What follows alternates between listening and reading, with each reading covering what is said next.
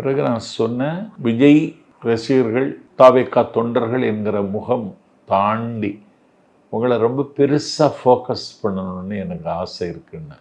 எப்படி அப்படின்னு அவரும் கேட்டார். ஓகே.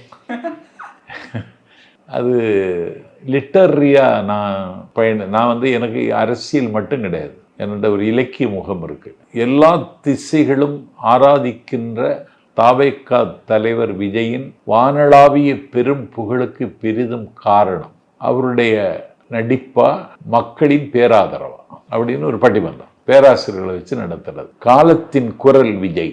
சாலமன் பாப்பையா நடுவரா? நீங்க இல்லை, சாலமன் பாப்பையெல்லாம் நடுவராக இருக்கே தகுதி இல்லாதவர் அந்த பட்டிமன்றத்துக்கெல்லாம்.